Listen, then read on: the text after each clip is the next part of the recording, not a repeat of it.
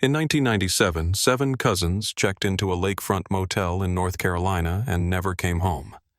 No broken windows, no blood, just 7 untouched rooms and a row of keys stacked like teeth in the drop box.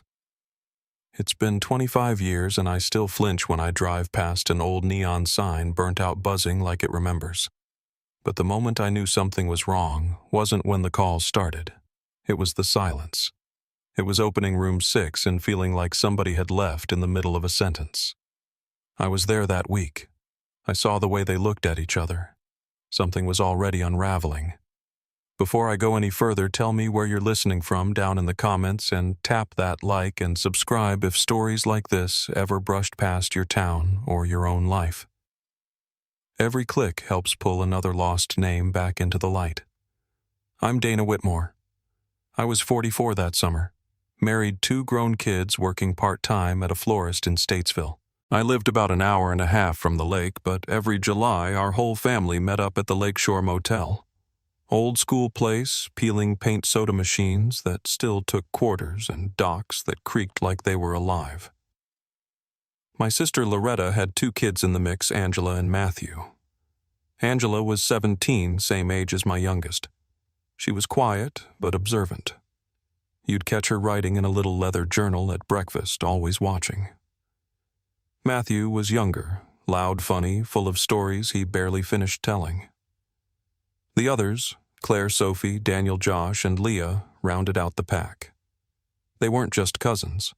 They were raised like siblings. The motel always felt safe. Local families came every summer. The lake was warm, shallow near the shore, and you could smell charcoal smoke from 5 cabins down.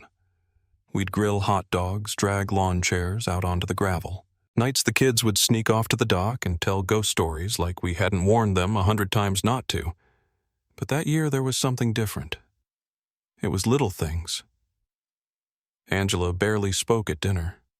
Claire stopped braiding Sophie's hair, even though she used to every morning. They'd go off in 2s and 3s, not all together like they used to. I figured it was growing up. Teenagers get quiet. Families get tired. The last night I remember walking back from the ice machine and hearing them laughing down by the dock. Loud, happy. Flashlight beams dancing in the dark like fireflies. I thought, good. Maybe they're fine after all. I went to bed early that night. Loretta and I had made plans to drive into town for coffee the next morning. But when I woke up around 6 and stepped outside, her room was still dark. No sound, no kids. At first, I figured they'd all slept in. Maybe they'd gone for an early swim. But then I noticed the office hadn't handed out new towels and all 7 room keys were already in the drop box, stacked in a neat little line. And I don't know why it struck me so hard, but I stood there barefoot on that damp concrete just staring at those keys. 7 rooms, 7 kids, no checkouts, no noise. And in that exact moment I knew something was wrong. I didn't want to alarm anyone right away. I just remember standing there staring at that little metal drop box outside the office with 7 keys stacked neatly like someone was trying to be respectful. At first, I thought maybe they'd all gone into town early. Maybe they wanted breakfast without us old folks slowing them down. But there was something about the stillness. The air didn't move. I walked back toward the rooms. The gravel under my feet sounded too loud. Room 3, Room 4, Room 5. All of them looked like people had just stepped out to stretch their legs and would be back in 5 minutes. Beds, messy towels, damp phones left on the nightstands. Angela's little journal wasn't there. That caught me. She'd carried it everywhere. Her sandals were beside the bed. Room 6 made my stomach turn. The door wasn't locked. Inside, the beds looked like they'd just been rolled out of the TV was off, but the remote sat on the pillow. The bathroom smelled like steam and drugstore shampoo. Toothbrush still wet. No signs of struggle. No packed bags. No goodbye note. It was like 7 people had vanished mid-sentence. By the time I walked back outside, my sister Loretta was already coming across the lot in her robe, panic rising in her voice. "They're not in any of the rooms." And then she looked at me like I had answers. But I didn't. No one did. The sheriff's office arrived by late afternoon. First just one deputy, then more. They took it seriously, I'll give them that. Flashlights and search dogs, a perimeter around the lake, people knocking on every motel door. Guests from the weekend were already checking out, dragging coolers across the pavement and trying not to stare. The sheriff asked us not to touch anything else in the rooms. My brother-in-law just sat on the motel porch with his hands folded in front of his mouth, like praying might rewind something. The kids' cars were still parked in their spots. I remember that 3 vehicles, 2 with the windows cracked open like someone didn't think they'd be gone long. One had a pair of sunglasses on the dash. The heat was climbing into the 90s that day, and still no one came back. No footprints near the water. No sign of a struggle. 7 people just gone. That night, the sun dropped behind the tree line like a stone. I sat in the motel office with the manager, Margaret Collins, no relation to our family, just a coincidence of names. She'd worked there nearly 20 years. She was the one who'd opened that morning and found the keys. I asked her if she remembered anything at all. She said she heard laughter late the night before, around midnight, carrying over the water. Thought it was just the cousins enjoying themselves. But then she went quiet for a long time, stirring sugar into coffee she never drank. "I heard something else too," she said finally. "Early, before the sun came up, maybe around 5, a truck engine." She said it wasn't the usual kind of noise that blended in out there. This one was idling low and rough, like someone didn't want to draw attention but couldn't turn it off either. When she looked out the window, it was already gone. That stuck with me. A sound like someone waiting just outside the edges of what you can see. Within a week, the flyers were everywhere. Grocery stores, gas stations, post office doors. 7 faces, some smiling, some with that neutral yearbook look. All of them under the heading, "Missing." The sheriff's office had no suspects, no signs of foul play. They brought in a couple of state investigators, even ran sonar in the lake. Nothing. No tire tracks that led anywhere. No cameras pointed at the lot. We thought maybe someone took them, all of them, at once. But how? It didn't make sense. It still doesn't. And then the calls started, people from out of town swearing they saw them at diners, rest stops, hitching west along the highways. The sheriff checked every lead. Nothing ever stuck. Eventually, the calls slowed down, and by the fall, there was only quiet. That's how the years passed. Quiet. We still came out to the lake sometimes. At first to leave flowers on the dock, then just to walk the path. You could hear wind move through the pines and feel it shift the surface of the water. We kept hoping for something, an ID found in a ditch, a piece of clothing, a new witness. But the file went cold. Margaret Collins moved away.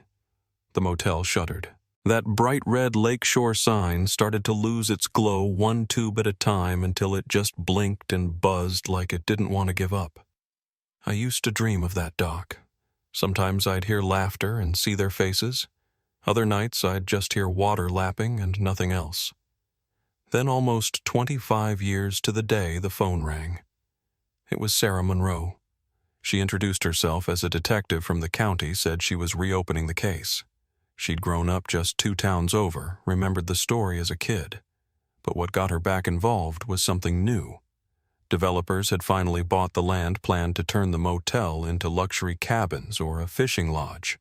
But during demolition, the crew found something behind the drywall in room 6, something that shouldn't have been there.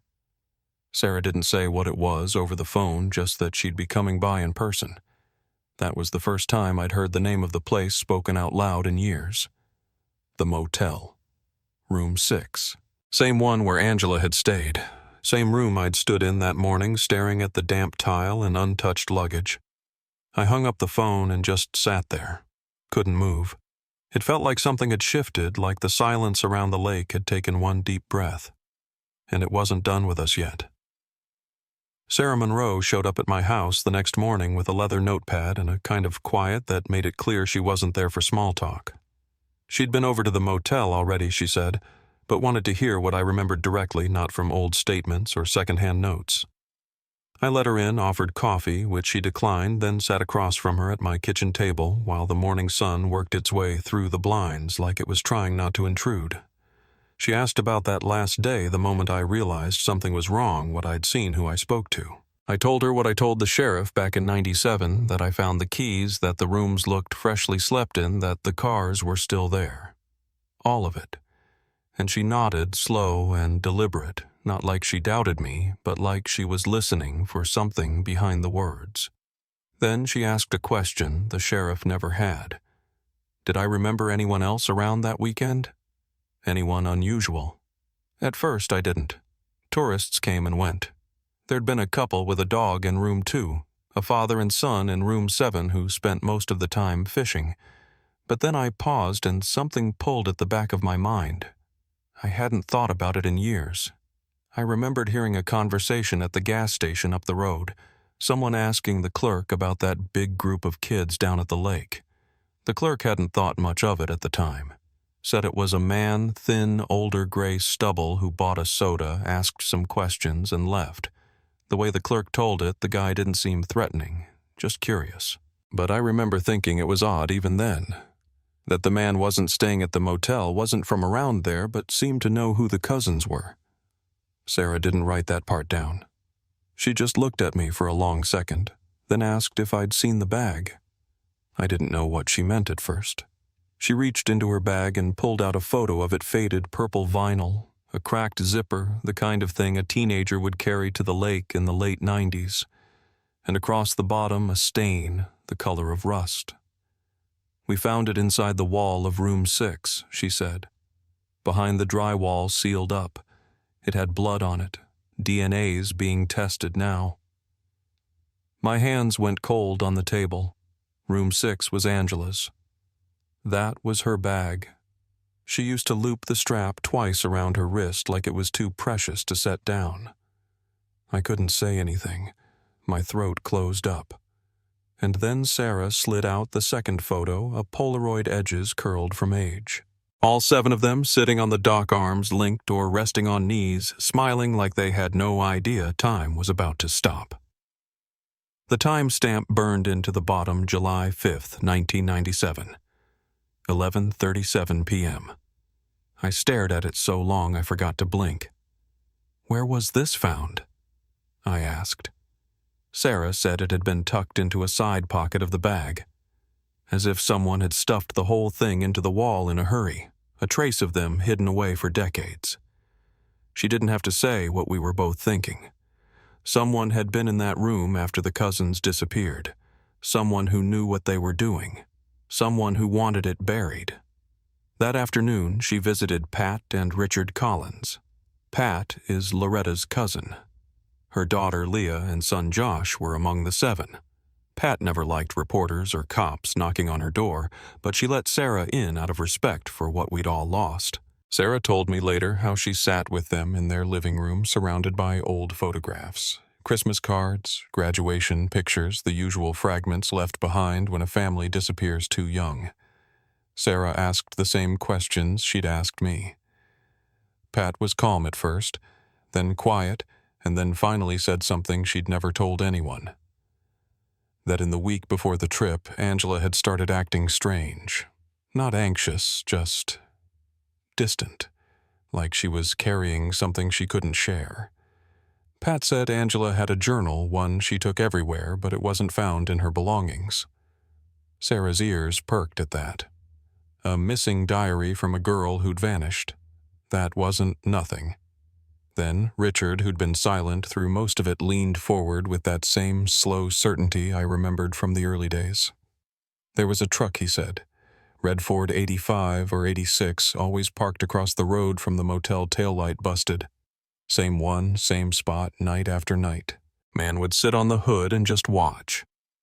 Pat tried to wave it off, said they couldn't be sure, but Richard was firm. Said he told the sheriff back then, but they didn't want to hear it. Said it was coincidence. But he remembered that truck, and he remembered the bumper sticker, "Honor the Hunt." Sarah wrote that down. She didn't push too hard, just asked if they'd seen that man anywhere else. Richard said no, but his eyes told a different story, like maybe he'd seen something he'd convinced himself not to believe. Later, Sarah drove back to the old sheriff's office, pulled the original case files from storage. Paper yellowing, photos faded. She went through everything: witness statements, forensics maps. That truck never mentioned once in the report. The man at the gas station, no record. The bag in the wall. Of course not. The silence hadn't just been from the families. It had crept into the investigation too, like no one wanted to turn the wrong stone. What stayed with Sarah most, she told me, was the Polaroid. She kept going back to it. 7 faces, all smiling, but one stood out. Daniel. 19, quiet, thoughtful. In the photo, he's sitting slightly apart from the others. Not far, just enough. His smile is smaller, his eyes shadowed, like he knew something the others didn't. Or maybe like he wanted to forget something they did. Sarah stared at that image until her mind ached. If something had been planned that night, if someone had been watching, if someone had spoken to them, then Daniel's eyes might have been the only ones that saw it coming. The families didn't speak publicly after that. They hadn't in years. We all had our way of carrying it. But when I saw that Polaroid again, those familiar faces frozen in time, I remembered Angela's last words to me, said offhand as she passed me on the stairs that night, towel slung over her shoulder, flashlight in hand. She said, "We're not going to be out long," and then she smiled and vanished down the path toward the dock. I didn't think anything of it. Not then. But now I wonder if that wasn't a promise, or maybe just a hope. Sarah was already planning her next steps. She wanted to talk to the waitress at the diner, the one who served them that night, and the clerk at the gas station. Small moments, small people, but maybe they'd seen something no one thought to ask about before. She packed up the files, folded the Polaroid into a plastic sleeve, and drove out with the windows down. The lake shimmered in the distance, too still for the time of day, like it had been listening all along, watching, waiting. The lakeshore diner sat off the shoulder of Highway 47, wedged between a feed supply store and an old boarded-up bait shop. It hadn't changed much since the late 90s. Same rust-colored booths, same squeaky brass bell above the door, same faded specials board that still listed tuna melts like it was 1995. Sarah walked in just after 2, a lull between the lunch and dinner crowd. The waitress behind the counter name tag reading Darlene was drying mugs upside down on a towel. She didn't look up right away, but when Sarah flashed her badge, she blinked, then gave a short nod like she'd been expecting this. Sarah asked if she remembered the cousins. Darlene leaned on the counter and gave a slow, thoughtful sigh. "I remember all 7 of them," she said. "Crammed in that back booth, loud but polite. Left a $10 tip on a $20 bill. Teenagers don't usually do that unless they were raised right." Sarah asked if anyone else stood out that night, someone watching them. Darlene paused, glanced over her shoulder like the memory had snuck up behind her. There was a man, sat at the counter, didn't order much, just coffee, kept looking over at them, not angry, not curious, just watching. Studying, maybe. Sarah asked what he looked like. Darlene didn't hesitate. Tall, thin, wore a ball cap pulled low, looked tired. Not from around here. I'd have remembered if he was. Sarah wrote it all down, then asked if Darlene ever told the sheriff. "Sure did," Darlene said, crossing her arms. "They thanked me, never called back. Said half the county came through here that night." She didn't say it like a complaint, just fact. Then she added, "But I remember his eyes, not like a stranger's, like someone who already knew them." From there, Sarah headed a mile down to the gas station. The pumps had been upgraded, the paint redone, but the convenience store still had the same bell chime and dusty local bulletin board. Behind the counter stood Frank Delaney, white hair, thick glasses, sleeves rolled up, even though it was barely 60 degrees outside. When Sarah showed him the Polaroid, he didn't need long. Sure, they came in late, bought sodas, chips. Big group laughing, kind of rowdy, but not the bad kind. I remember because they argued about who was paying. Sarah asked if anyone else was around. Frank frowned. There was a truck parked out front. Red Ford, older model. Engine running, but the guy never came inside. I noticed the taillight was busted. Didn't think much of it until it pulled away real slow. She asked if he'd ever seen it again. Frank thought for a second, then said, "Couple nights after I saw the same truck parked across from the lake. No one inside it that I could tell." Sarah pressed him for a license plate, but Frank shook his head. "I wasn't looking for trouble. Just figured it was some night fisherman or someone needing quiet." That evening, Sarah returned to the sheriff's archive room and laid everything out: notes, statements, maps, the photo of the bag from room 6, the Polaroid of the cousins. She marked the timeline on the back wall, starting with the diner at 8 p.m., then the gas station at 9:15, then the final photo at 11:37 p.m. All 7 cousins sitting on the dock. Laughing arms slung over shoulders, soda cans near their feet. And there, just slightly apart from the others, Daniel. Not far, but enough to notice. His smile not quite reaching his eyes. His file said he was 19 that summer, a college freshman. Described as quiet, sharp, maybe a little restless. His roommate had told investigators Daniel had been acting off that summer. Pacing at night. Staying up late. Sarah circled his name twice. Something about him didn't quite fit. Not guilt, not even suspicion. Just distance. Like he wasn't entirely with the others that night, even if he sat on the dock beside them. She went back to Angela's file. 17. Wrote often in a small diary, black cover, no lock. Her mother said she hadn't gone anywhere without it. But it was never found in the room. Not with her clothes. Not in the bag in the wall. Sarah underlined that. The diary missing felt like more than coincidence. A journal is where you say the things you can't say out loud. If someone had taken it, it was either to hide something or protect something. The sheriff, Hal Brody, came by around dusk with 2 styrofoam cups of coffee. Set one next to her without asking.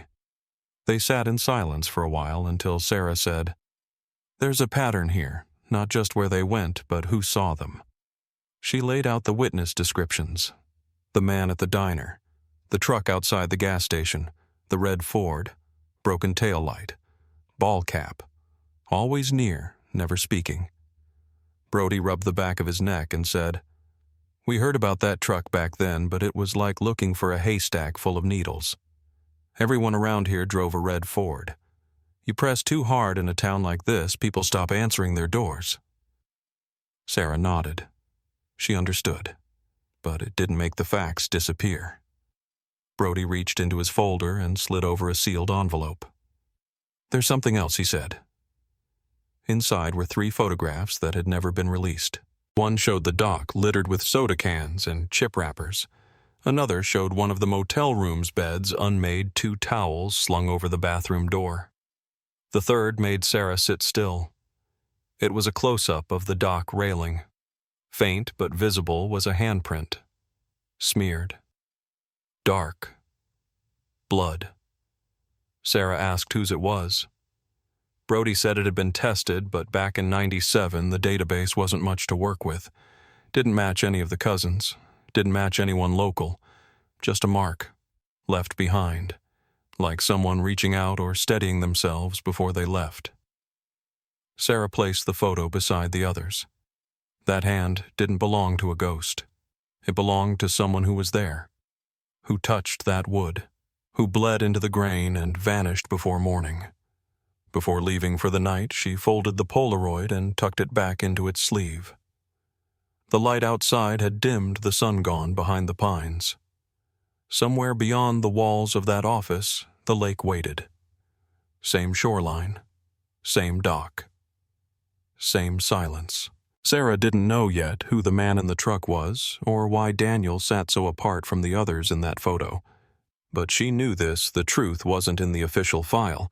It was buried in the margins between glances in things unsaid in a red truck that never pulled into a parking space but always watched from the edge. She turned off the desk lamp, locked the archive room, and stepped into the evening air. Cool, quiet, still. The kind of stillness that waits to be broken. Sarah went back to the motel the next morning. The construction crew had cleared out for the week, and the building was quiet, stripped bare to beams and concrete. Room 6 had been gutted down to studs. She stood in the middle of it, hands in her pockets, just listening. You could still smell mildew in the air, faint and sharp, like wet fabric left in a trunk too long. The wall where they found the bag had been torn clean open, insulation scattered across the floor like old straw. She crouched and ran her hand along the beam where it had been tucked. The spot was narrow, maybe 8 inches deep between studs. Someone would have had to reach in blind or slide it in from the top. It hadn't been dumped. It had been placed. That kind of thing sticks with you. Whoever did it had time to think, but not too much time. Enough to tuck it in, not enough to bury it elsewhere. She stood up, wiped her hands on her jeans, and turned toward the door. The breeze coming off the lake was steady now, the kind that makes dead leaves scrape across the parking lot like they're trying to say something. Back at the sheriff's office, she sat with Brody in the evidence room. The photo of the handprint was still spread across the table, along with the Polaroid, the diner, and gas station statements, and now the timeline notes from that night. They went to dinner at 8, Sarah said quietly, pointing to the sequence. They stopped at the gas station just after 9. Back to the motel by 10, seen with blankets heading to the dock. Last photo, time-stamped at 11:37. She let her finger hover over the final line. After that, nothing. Brody leaned back, arms crossed. We know they didn't check out. We know their stuff was left behind. And now we know one of them bled. Sarah nodded. But not just bled. That handprint doesn't match any of them. She pulled out the new lab report that had come in overnight. It's familial. Close match to the Collins line, strong enough to suggest first cousin or half-sibling. Male. Brody exhaled slow and tired. You're saying one of their own. Someone connected by blood, she said. Someone who shouldn't have been there. Later that afternoon, Sarah returned to Willow Drive and sat with Patricia and Richard again. She laid the new report down on the table, didn't say anything at first. Patricia read it, her hands trembling slightly, then set it aside without a word. Richard didn't even touch it. You knew, Sarah said. Not accusing, just fact. Richard's jaw clenched, and he reached for the handle of his cane like it gave him something to anchor to. There was a boy, he said after a long pause. My brother's son. Caleb. Sarah hadn't heard the name before. She waited. He wasn't part of the reunion, Richard went on. He wasn't close with the others. But he came around that summer, in and out. Didn't say much. Just showed up, stayed a night or two, disappeared again. Patricia looked away, her face pale. He didn't belong with them, she said. He never did. Always watching. Always on the edges. Sarah asked where he'd stayed. Richard said mostly with them, sometimes at a cousin's place in Winston-Salem, sometimes just in his truck. Said he rode an old Honda motorcycle, red paint faded from the sun. What happened to him? Sarah asked. 2 weeks after the others disappeared, Richard said his bike was found at a rest stop in Tennessee. Helmet still on the seat. Keys still in the ignition. No sign of him. Patricia's voice was thin. The sheriff back then said he probably ran off. Sarah didn't respond. She just folded the lab report and slipped it back into her folder. That night, Sarah sat at the county library thumbing through old yearbooks. It didn't take long to find him. Caleb Collins, junior year 1995. Thick dark hair, unsmiling, a little off-center in the frame like he didn't want to be caught by the lens. He was listed under track team and shop club.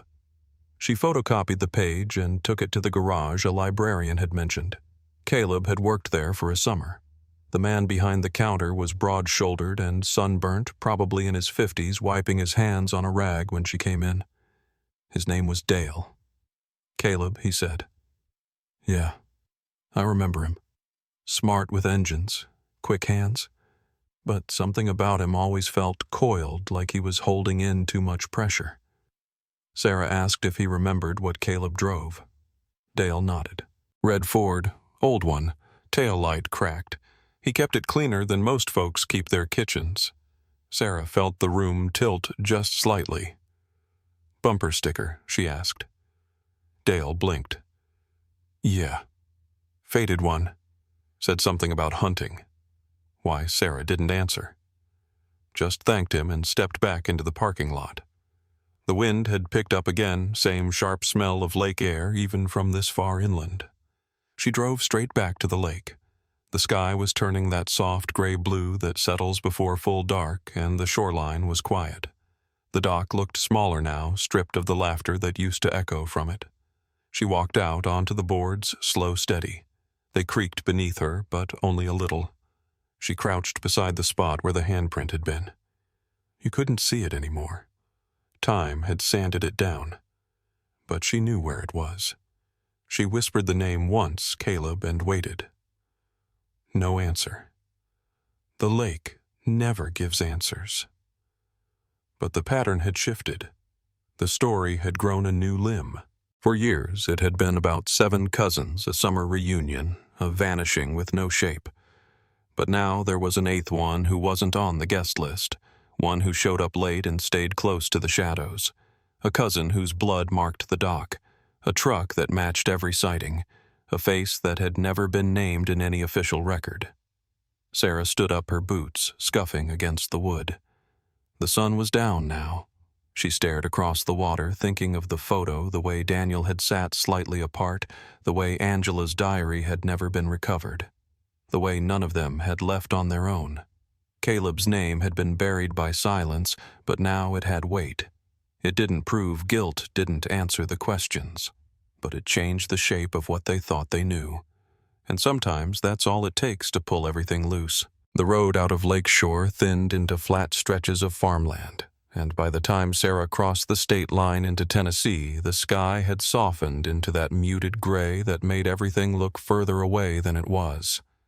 Caleb Collins had vanished 2 weeks after the cousins his motorcycle found at a rest stop off Route 83, keys still in the ignition helmet, balanced on the seat.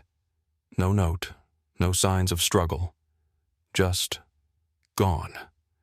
The report from 97 was only a few paragraphs long, called it a possible runaway, flagged the bike as abandoned, and filed it away.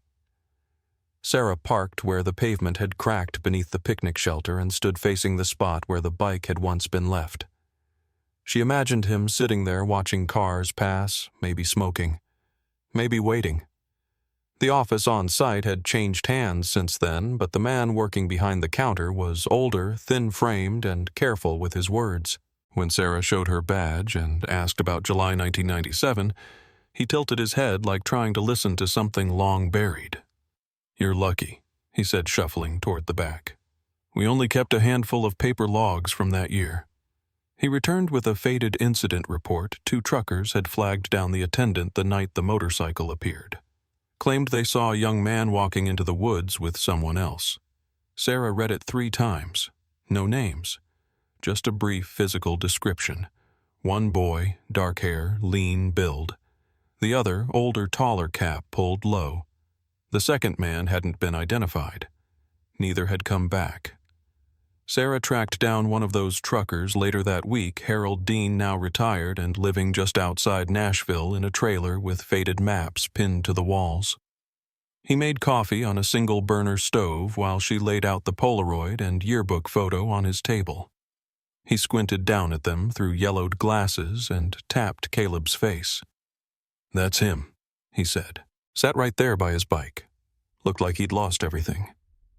Then this other fella came walking up thin gray stubble, looked like he hadn't slept in days. said something low.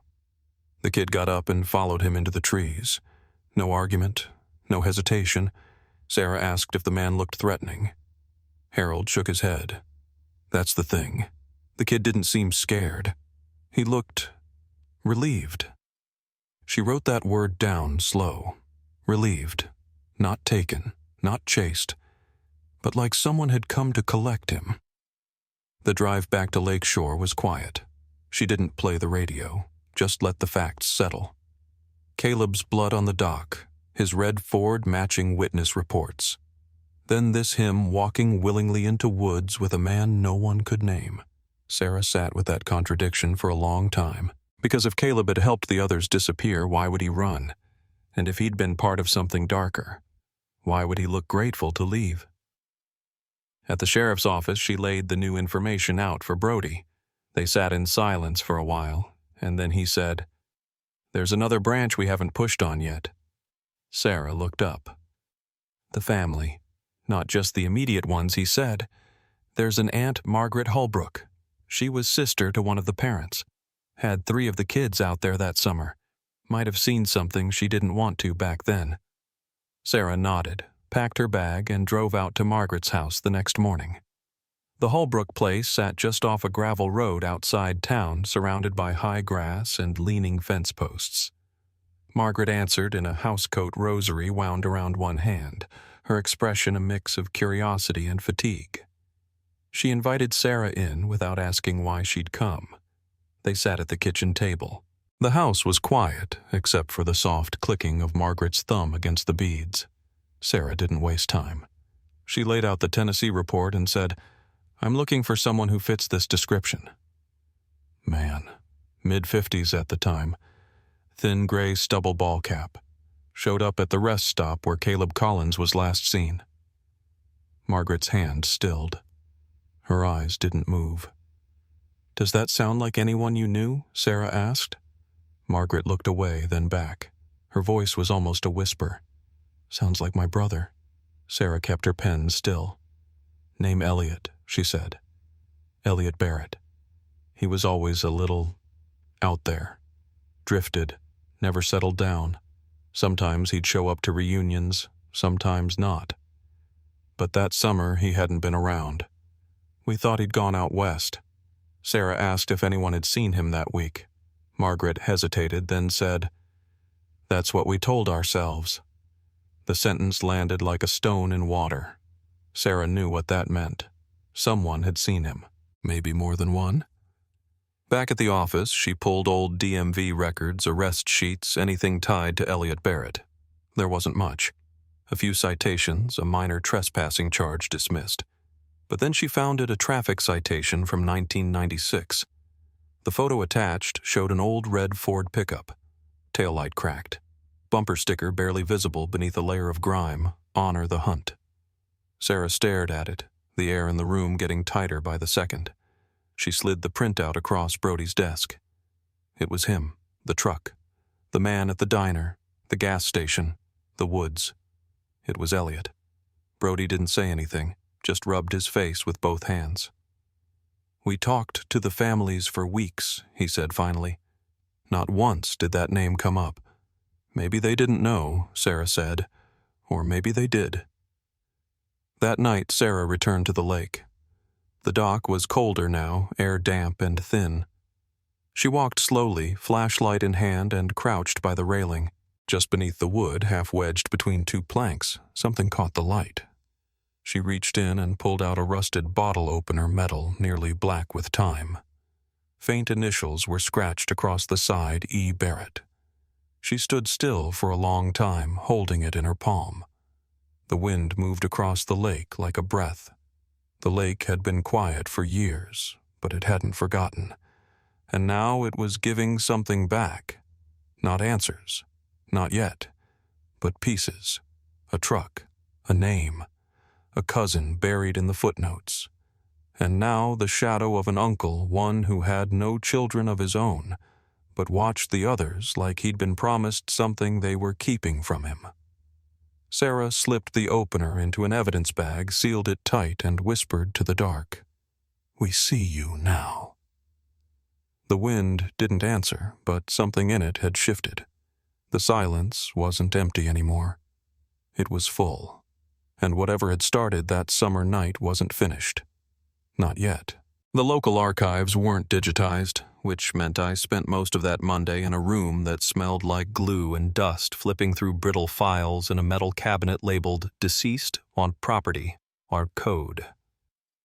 It was Brody who'd flagged the listing an abandoned structure on the Barrett family's old property line. Not the house Margaret still lived in, but a long-retired storage building that had once belonged to their father's fishing business. The county had closed the deed years ago, citing structural rot and health code violations. No one had touched it since. When I finally drove out, the road narrowed to a dirt rut that dipped under a canopy of trees. Vines had overtaken what was left of the siding, and part of the roof had buckled inward. But the door, solid steel, stained orange with rust, stood perfectly straight. The lock had been broken recently, not by weather, not by time, by someone who knew it was worth opening. I called for backup. First waited in the car with the windows cracked until Sheriff Brody pulled in behind me. He kept the engine running while we approached together, careful not to put our weight on the porch frame. The door opened easier than I expected. Inside it smelled of mildew and rusted tools, but beneath that was something older. A stillness, like air that hadn't been disturbed in years. We swept the place wall to wall. Old racks, boxes, splintered crates. Nothing useful until I stepped around the back into a narrow alcove behind the shelving unit. There, beneath a sheet of tarp, lay a shallow pit, dug straight through the concrete ringed by hand-chipped cinder block. Brody stared down into it for a long time, jaw clenched. There were no bodies, but there were scratches along the inner wall, uneven and desperate, and wedged in the corner just above the damp line, a small pendant on a cord. Cross-shaped, plastic, faded pink. I knew that shape. Jenna wore one like it in every school photo. We didn't speak until the coroner's crew arrived. When I stepped out for air, I noticed something tucked under a loose plank near the base of the outer wall, half buried in leaves dry despite the morning rain. It was a folded slip of paper, sun-bleached and curling at the edges. I opened it slowly. No date, no name. Just 3 words in shaky pencil. We kept quiet. I handed it to Brody without a word. He nodded once, then folded it into his coat pocket like it belonged there. That night, I went back through the original statements. Every parent, every alibi, every timeline. There were gaps I hadn't seen before, shared errands that couldn't be verified, call logs that ended too cleanly, neighbors who said probably more than they said yes. And in the middle of it all was Elliot Barrett. Never listed, never denied, just omitted. A shadow in the records. A blank space that had been carefully protected. The next morning, Brody asked me to come with him to visit Henry Wilder, one of the grandfathers who'd remained in town all these years. He lived in a small blue house behind the old grain mill, mostly kept to himself since his wife passed. We sat in his kitchen. He offered us weak coffee and listened while Brody told him about the storage unit, the hole, the pendant. Henry didn't interrupt. When Brody paused, he looked at me and said, "That building should have been raised in '98. They sent a man to do it, but he walked off the job." Why, I asked. Henry rubbed the rim of his cup, said it felt wrong, like the air wasn't right inside. Said he saw drawings on the walls childlike, circles, eyes, figures kneeling. We thought he was spooked, but he never worked in town again. I asked if anyone ever went back. "No," Henry said. "We thought the past would stay buried if we just stopped digging." That phrase stayed with me. If we just stopped digging. I drove back out later that week alone this time. Not to the storage unit, but to the hill that overlooked it. You could see the back roof line through the trees if you stood at the right angle. There I found something strange, a single lawn chair, collapsed, rusted, facing downhill. It looked like it had been there for years, watching. Not just the building, but the path behind it. I crouched beside it, touched the armrest, and found something etched faintly into the plastic, just initials. EB. The breeze picked up. Cold. Not fall yet, but early enough to feel like something was turning. That evening, Brody pulled the call logs from the Barrett house in 1997. There were gaps, but one stuck out. A single outgoing call made from Margaret Holbrook's landline 2 nights before the disappearances.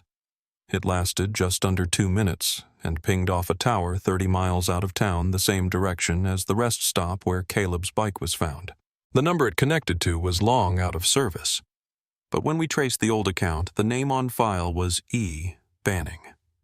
I stared at the letters, then wrote them out again. E. Barrett. E. Banning. It wasn't a slip. It was a pattern. Back at the station, I opened the envelope that held the pendant. The coroner had cleaned it, logged it, tagged it. But something about it bothered me. I took a magnifier and checked the base. Beneath the dirt and wear, there were 4 tiny letters barely visible. SKRT.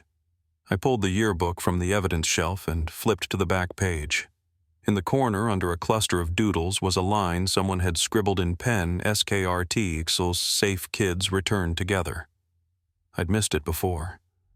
It looked like a game, a secret code. But now, with what we'd found, it felt different. Not hopeful, not protective, like a promise that had turned against itself. Safe. Kids. Return. Together. But none of them had. When I finally locked up that night, I drove out to the lake. Again. Something in me needed to be near the water. I parked and walked the length of the dock, pausing halfway out. I stood there for a long time, not saying anything, just listening. I thought about the kids, about Jenna's cross, about Caleb's silence, about Elliot Barrett and the places he might still be hiding. I thought about the word scratched into the rest stop file, relieved, and what it meant for someone to disappear not in fear, but in surrender. And then I heard something small behind me, just a shift in the gravel. I turned, but no one was there, only the sound of the reeds whispering against the shoreline. I didn't feel watched. I felt remembered, like the lake knew who had stood there, who had left, who had yet to return. It was a Tuesday morning when Margaret Holbrook called the station herself. Not a formal complaint, just a short, strained message left on Brody's voicemail. "I think someone's been in my house." She didn't sound panicked. She didn't even sound surprised, just tired. When we got there, the side gate was unlatched and the garden hose had been unwound across the lawn like someone had stepped on it in the dark. Margaret stood at the back door in her robe arms crossed. She didn't invite us in, just pointed to the lock. It was cleanly pried, no splinters, no mess. Whoever came in had known exactly where to press. Nothing major was missing, but drawers had been opened, contents rearranged. One kitchen chair had been moved 6 inches from where it usually sat. She didn't say how she knew that, but I believed her. People like Margaret notice when things are out of rhythm. Brody asked if she had any enemies. She shook her head. No, just people who forget what they've done. That line sat with me. I started reviewing the old notes again that night. Mine, Brody's, even the ones from the sheriff who'd held the office before him. Back then, the town had circled its wagon so tightly you could hardly get air through the seams. There'd been talk, of course. Whispers about local boys who knew too much, girls who saw what they shouldn't. But no one ever put anything in writing. Nothing that would hold up in a report. Except one thing. In a copy of the original interview logs, I found a page that hadn't been scanned into the system. It was handwritten unsigned, probably never intended for the file. Just a paragraph from someone, likely a teacher or coach, describing a group of high schoolers who'd gathered regularly at the lake unsupervised.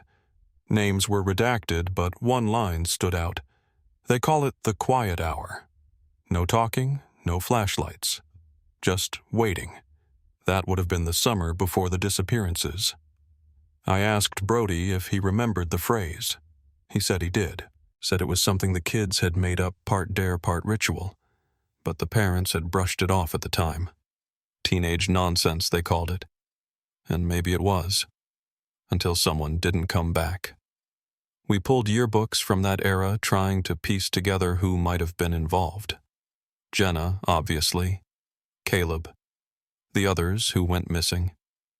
But also a second-ring students who graduated 1 year ahead, names that faded into military service or out-of-state jobs. One name circled back again and again, Eli Banning. Later changed to Barrett, and beside his photo in the '97 yearbook someone had written in pen, "Don't trust the silence." We ran his social through a few channels.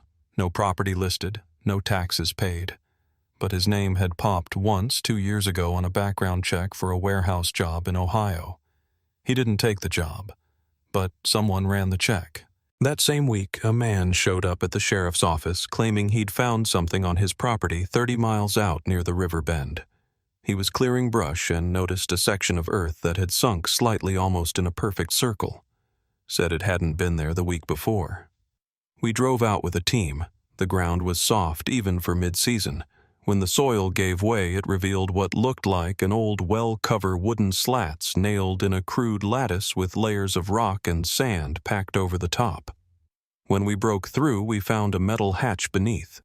Heavy, rusted, locked from the outside. It took over an hour to pry it open. The space below was no more than 6 feet deep, maybe 8 across. Dry, no bodies, no obvious markings, just a mattress pad torn in places. A plastic bucket, and a small pile of objects in the corner, an old Walkman cassette player broken, a cracked pair of glasses, and a child's shoe with faded yellow laces. The shoe matched the pair listed in the report from when Mason Grant disappeared in '97. It was the first physical proof we'd found something no one could explain away or deny. Brody didn't say a word on the drive back, just stared straight ahead, white-knuckled. That night, he sent me a file unprompted. A scan of a letter someone had mailed to the station anonymously in 2006. It had been dismissed at the time as a prank. I'd never seen it before.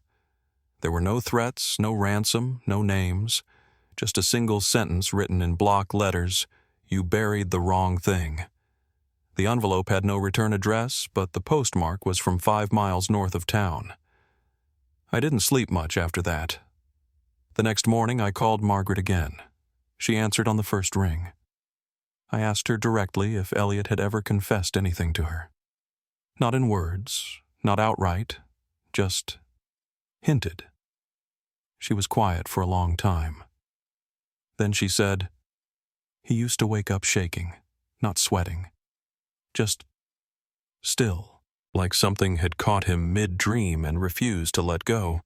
She paused, then added, "He was never the same after that summer. He became careful, not kind. Careful." Later that day, we got a call from the hospital. An elderly man had come in disoriented, refusing to give his name, but holding a slip of paper with the sheriff's office number written on it.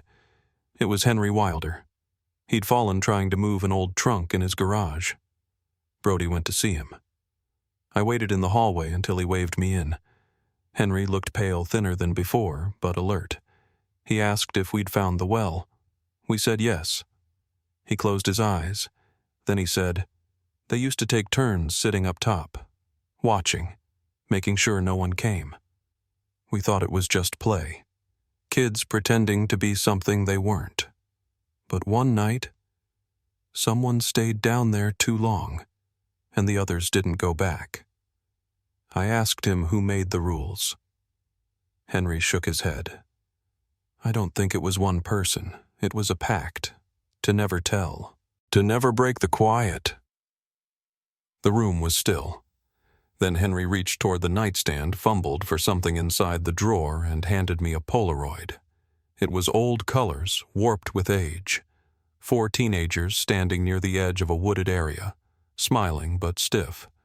On the back, someone had written a date, August 4th, 1997, and 4 letters, SKRT. I traced each face carefully. The last one was Elliot, standing slightly apart, watching the others, not smiling. When we left the hospital, Brody didn't speak, not until we were halfway back.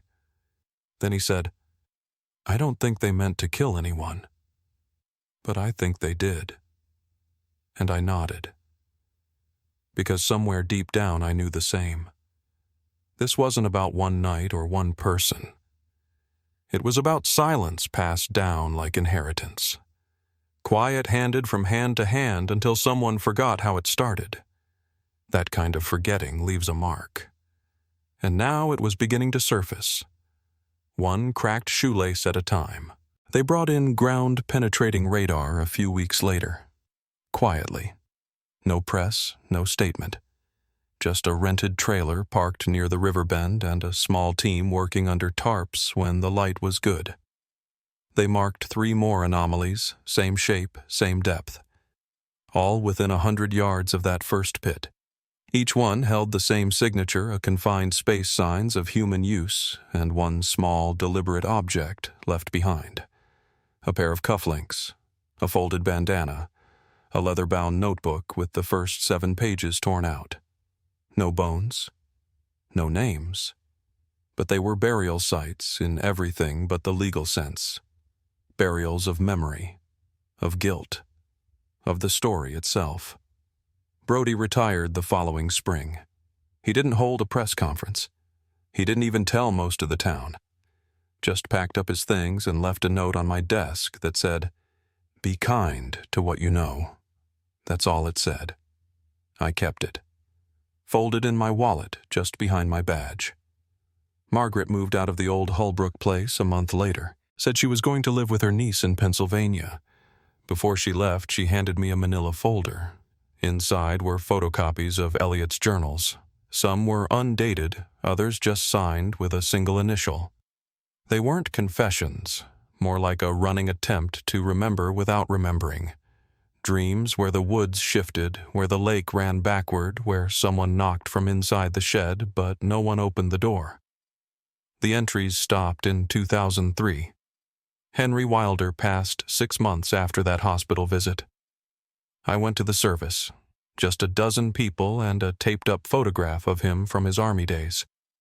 At the end, one of his cousins pressed an envelope into my hand and said, "He wanted you to have this." It was a grainy photo shot on film same year as the Polaroid. Same 4 kids by the woods. But this time, they weren't looking at the camera. They were all turned facing something just beyond the tree line. You couldn't see what. Only their backs. Only the distance. I keep that photo in a drawer, not framed, just kept. I think the part that still haunts me, if that's the word, isn't what they did. It's how carefully they agreed not to speak of it, how deep the pact went, how ordinary some of them became afterward. Married, had children, ran businesses, walked the aisles at the same grocery store as the families of the kids who never came back. And no one said a word. There's a kind of violence in silence that doesn't leave bruises but still marks you. Marks a place, a town. We never got charges to stick. Not in a way that satisfied paper or law. Too much time, too little evidence. But people knew. You could feel it. In how they glanced at each other when the names were mentioned. In how quick some were to say, "That was long ago," like time had the power to bury a body better than dirt could. But I know what we found. I know what we almost missed. If you stayed through this story, I thank you, and I ask you don't let those names be forgotten. Mason, Caleb, Jenna, all the ones who didn't get to grow old enough to outrun what happened to them.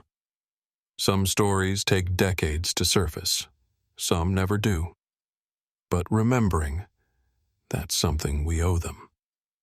If this story stayed with you, consider sharing it. Sometimes that's how the quiet breaks.